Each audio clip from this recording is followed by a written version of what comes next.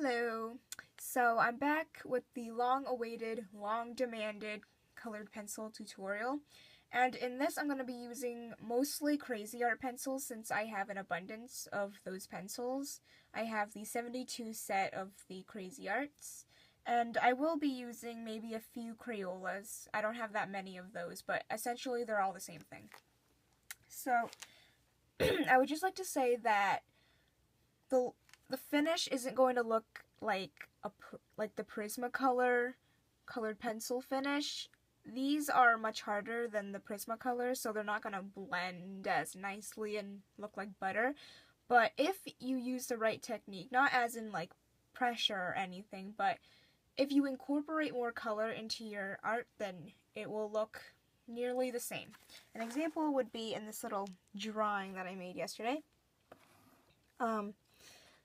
As you can see, and sorry if you keep hearing me clear my throat, I'm not in best health right now, but if you see the hair and the shirt, as long as you work with different colors, you can achieve a look that looks pretty awesome. I don't know how to describe it exactly, but if you just use colors from the same family, then you're not going to achieve a very, I don't know, different look than what you would with regular pencils. I really have no clue how to describe it, but as you can see here, in the blue here I added some green and all that to make it look extra special. So you can still see the green, of course, but if you add a little extra pizzazz to the drawing, then all will be well, and I will teach you how to do that. So here's a crazy art pencil, and this is in red orange. Crazy art pencils are a bit softer than Crayola, mind you, so I guess they're a little bit easier to blend, but not really. They're both the same, to be honest. And I shade like in a cell shading way. Don't know how to describe that. If you're familiar with digital art, then it's going to be that broad anime-like shading. It's not going to be a smooth gradient.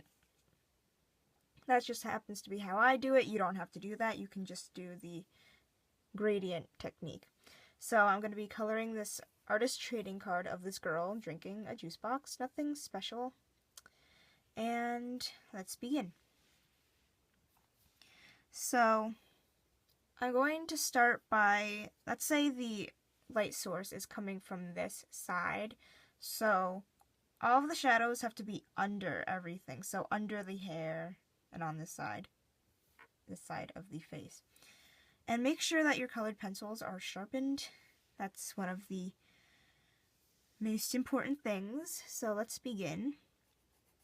So you have to make sure that you push hard. You press hard for these shadows if you're going to be doing it my way.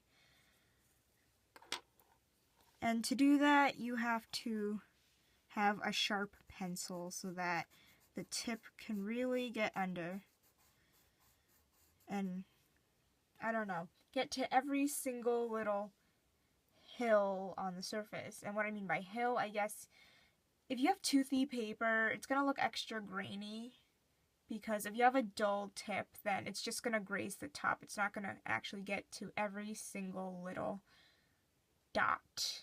I don't know how to describe it, sorry, but just make sure that your pencil is sharp. And I'm actually going to go sharpen mine right now. And pretty much it. So just push hard, press hard, and that's pretty much all you need to do for this part. And I'm using Bristol for this, smooth Bristol, mainly because this is an artist trading card, so I want it to be sturdy. But in all honesty, this works the same with printer paper. Just make sure you press hard with your shadows if you are going to be doing it cell shading. Or shading it cell-like. I don't know. And you can honestly use different colors. You don't have to use the colors I'm using. I just happen to like this combo.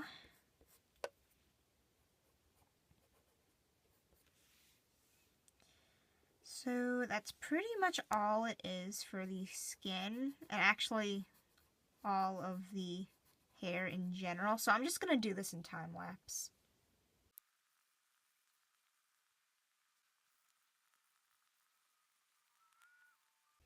Okay, so as you can see, I accidentally colored in here, which is actually supposed to be the sweater, but whatever, I'll just color the sweater pink or something. See, make use of your mistakes. There's always a way. So anyways, you don't have to follow this exactly. Use whatever colors you want. This is just showing you my technique. And by the way, this is red-orange, in case you wanted to know if you have trouble with skin tones and the crazy art line. So next, I'm going to pick out a color that is going to be the mid-tone. So it's going to be kind of like the bridge between the base color and the shadows, or the shaded color. So I put my crazy arts in a really small plastic bag thing, but you can just store it any way you want as long as it's easy for you. So I'm gonna go pick one, and I think I'm gonna go with, since this is red-orange, I might go with Orange Crush, which is this type of yellow-orange shade. And I think I'll go with Coral because I want some pink tones in here. And she also needs blush. So let's get to it. So in case you are wondering, I'm not gonna actually like go over this to make sure this is blended out. I don't know how to explain it. It's kind of weird. So let's say, since this is directly under the hair, this is going to be a stark straight shadow. But if you notice, the farther things get away, the more hazy the shadow looks. So let's say if I put this pencil here, actually no, let's do this. So I put this sharpener here. So as you can see right here, the stark line right here, the closer it is to the object, it's going to be a more, there's going to be more contrast, I guess. So it's going to be a harder line. But as you move away, it starts to fade. So that's what I'm talking about. So for this, in this case, I usually just color all of the lines that are kind of tapered here. So first let me sharpen this pencil because it's rather dull, as you can see.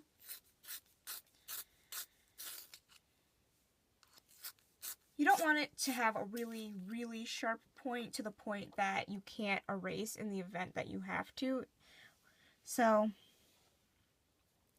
I'm just going to kind of make, not really a gradient, but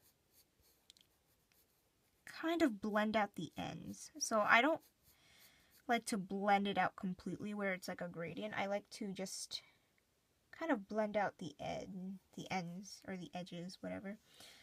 So I'm going to do the same here. Since this is completely under the neck, you're probably not going to see any regular skin tone down here.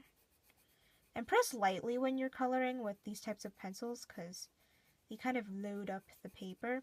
So color very lightly, but add a lot of layers. We like layers. With this technique, we like a lot of layers.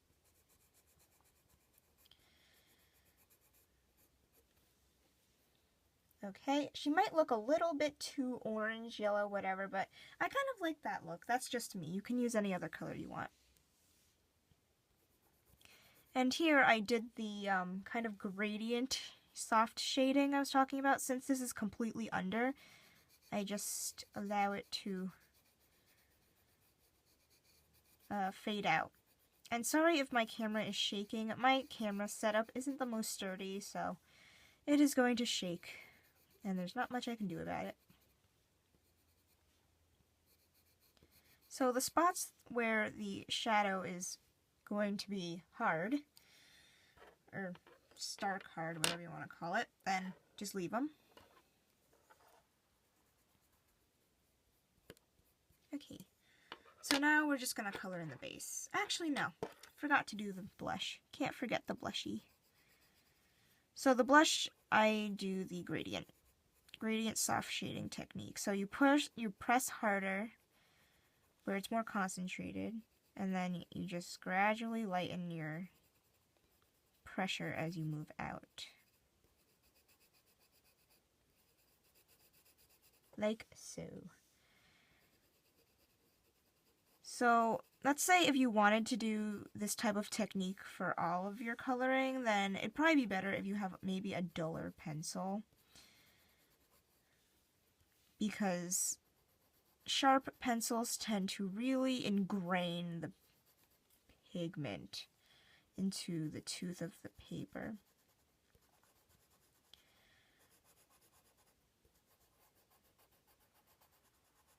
Okay, so the blush is pretty much done here.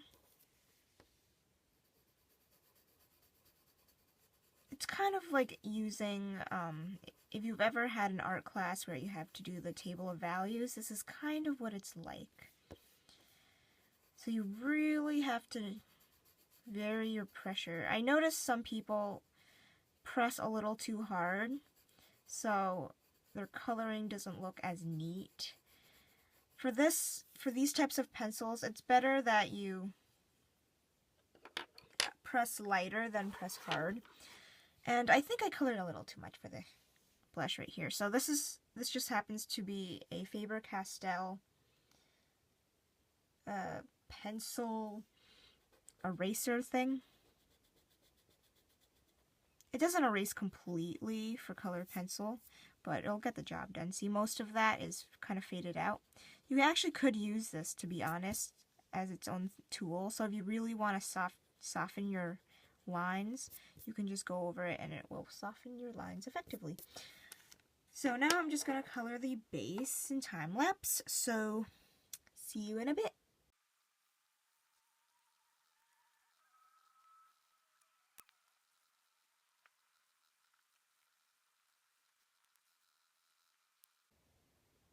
Okay, so this is what I did. I just took the base color, which was peach. I was using a Crayola colored pencil, and the color was peach.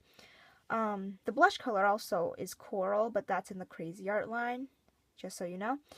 And since the light source was coming from over here, I pressed extra hard over on this side of the face.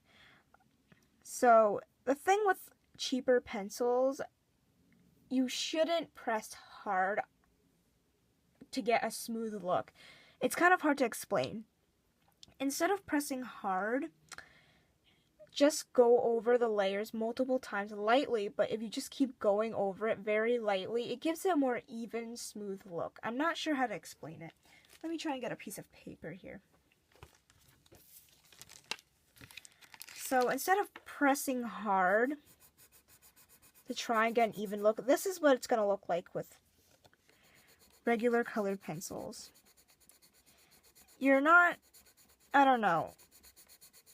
It's just, you shouldn't do that because usually it's not going to look very even, and then you're not going to be able to add any more color if you actually need to. So this is what you should do. You should just color lightly, but really, really like add many layers over top. Kind of like this. It's time consuming, but in the end it pays off. So you just keep coloring over it very lightly, but as you add layers, it looks smoother and smoother and smoother, something like that. So that's what I did for the skin. And for the blush, I press hard for the blush here because I want the blush to at least look pretty much more smooth, because you can see some of the grain when you do the blush. So all the areas where it's darker, I did a gradient type thing where I pressed harder where it's darker, and then I gradually just lightened up my pressure. And that's what I did for the blush here. And then the rest I just colored in lightly. So that's what you're going to want to do.